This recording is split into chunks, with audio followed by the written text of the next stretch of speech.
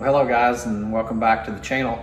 Hope you enjoyed the last video of just kind of an overview of projects that we got going on here in the shop. But tonight we're going to work on this Buda and the WD45 diesel. Let me show you what we got going on.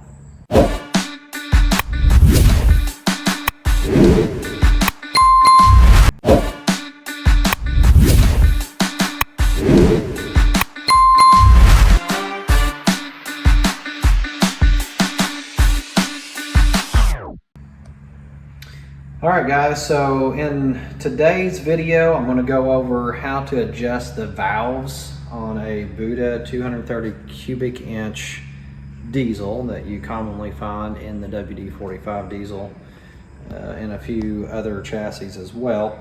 But before we get going, I need to bring you up to speed on where we're at. So if you're not at this same position, you'll want to take the necessary steps to get there. Step one obviously is we got to get cylinder number 1 on top dead center compression stroke. So I've already, when I rebuilt this engine, I've got my number 1 cylinder up, and that's where we've got everything lined up here on my crankshaft.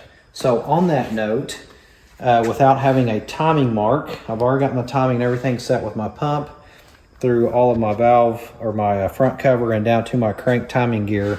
What I've done right here is just put a black mark on the pulley and then on the mechanism that bolts it up to just identify a position. It really doesn't mean anything. It's just a reference point for me so I know how far I have spun my crank.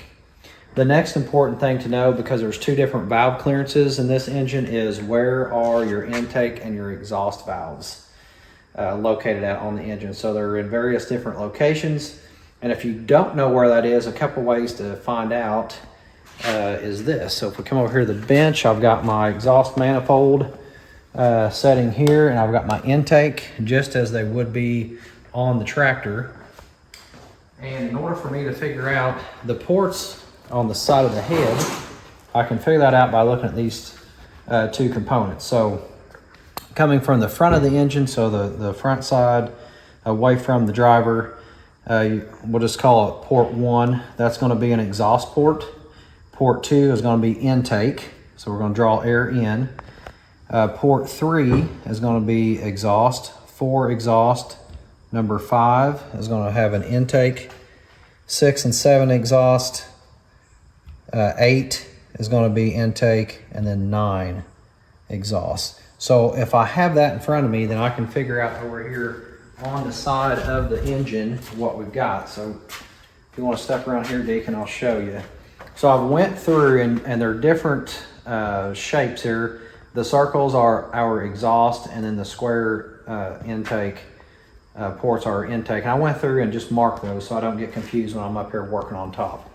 So taking that same idea that we used with the exhaust and the intake manifolds on the bench, went through and marked. So we got port 1 exhaust, 2 intake, 3 and 4 exhaust, 5 intake, and so on.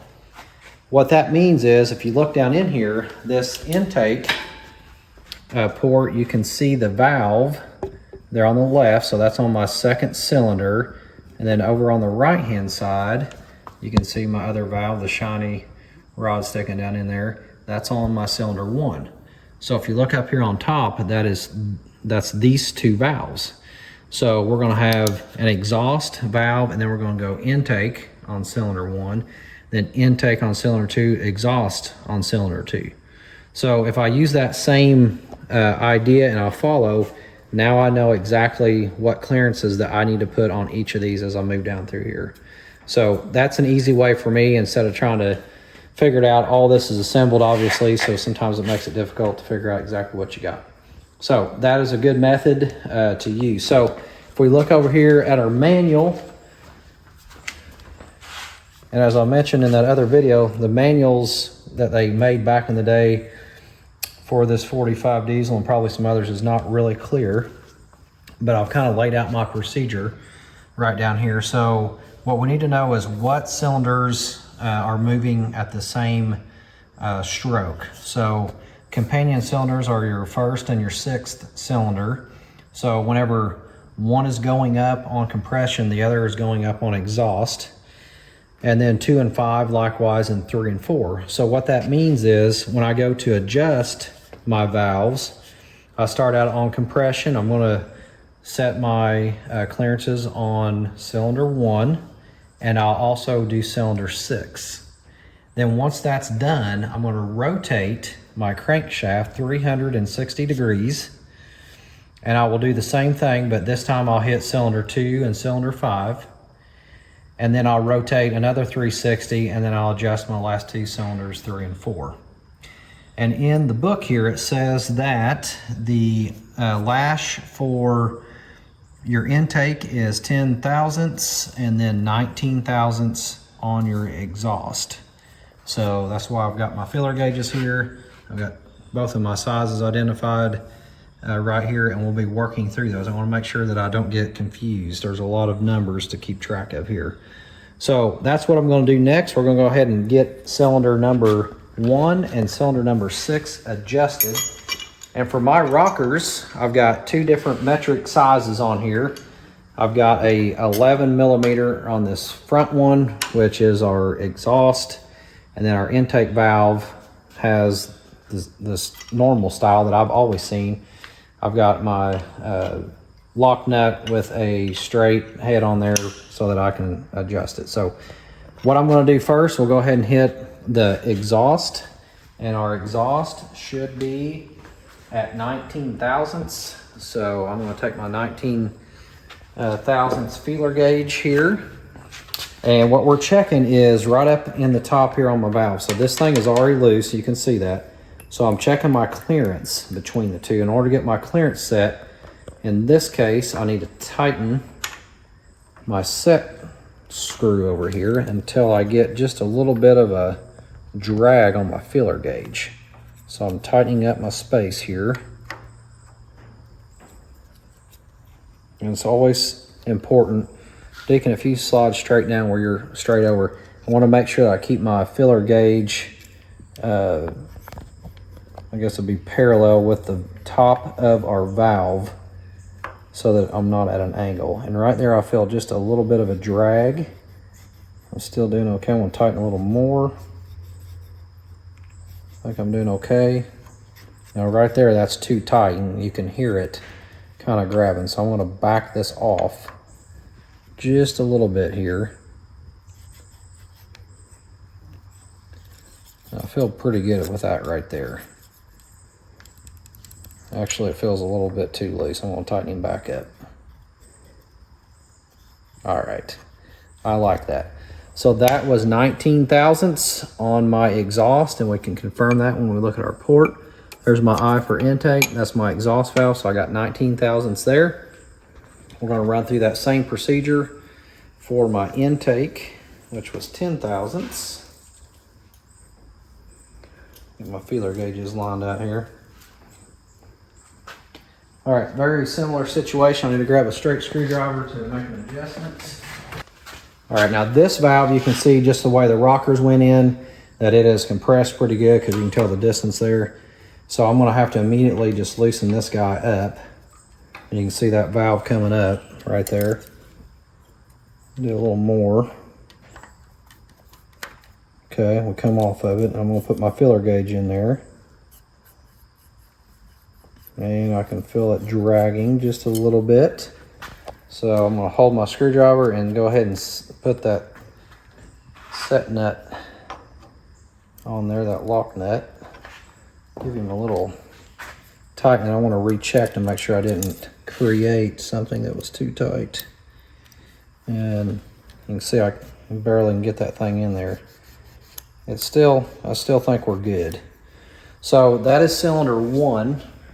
And again, this is adjusted cold. Once the motor is up at operating temperature, I will retorque my head bolts. And then once I retorque those, I have to reset everything. So when you get to that point, getting back up on top dead center of your compression stroke on cylinder 1 is a little more difficult because the engine's been running and I don't know where it's at once it's shut off. So in order to do that, that's when I've got to leverage a couple of different methods. 1, pull the injector out and see where I'm at, or 2, go straight over here to my injection pump pull off my timing cover here, line my marks up, and then I can get that thing back in order. So there's a little more to it than that, but that's the gist of it.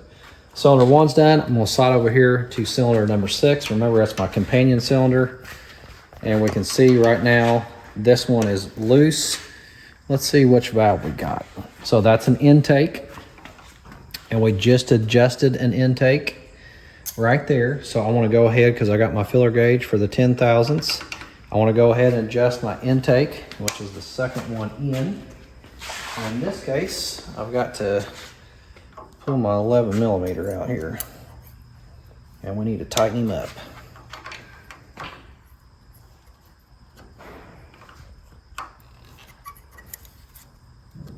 I'm getting pretty close, I can feel it.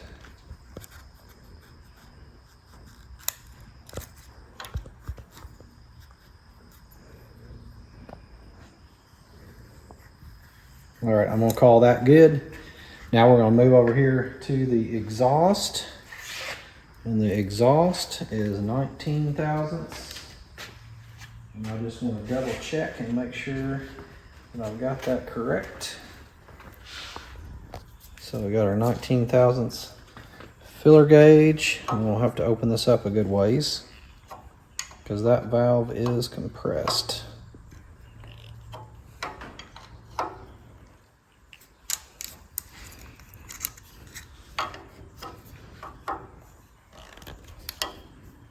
And sometimes, guys, it just takes time to do. All right. We'll back him out just a little bit.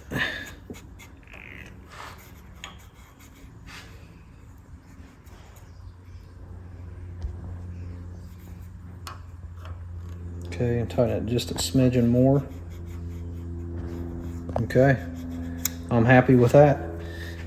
All right, this is gonna get monotonous. I'm gonna step through one revolution up here on the front, and then I'm just gonna hammer this out real quick, and then we'll have those things adjusted and not bore you with it. So Deacon, if you want to come up here, I will show you, come around front.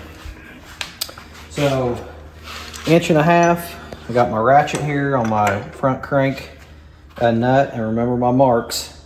So I'm going to take this one revolution clockwise, okay?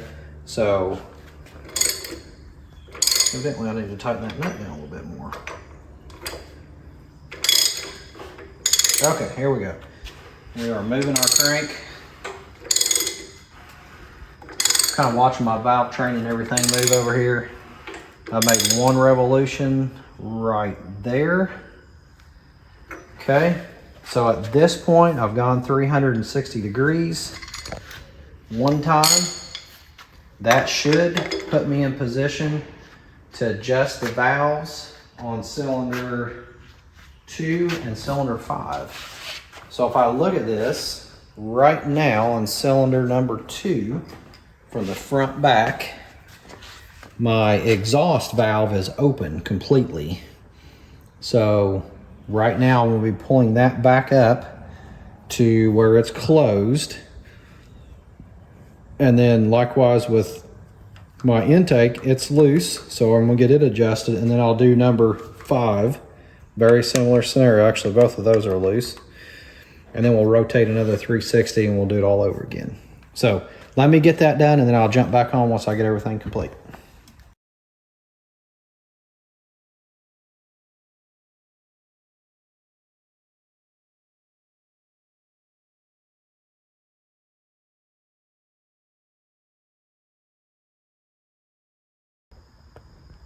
Okay, so we saw kind of a sped up video there of adjusting the other 4 remaining cylinders there. So we got everything squared away now. So we got cylinder 1, 2, 3, 4, 5, and 6. All of our valves are adjusted, and we were able to do that pretty quickly, being able to just rotate that 360 degrees. So anyway, pretty satisfied with how that turned out.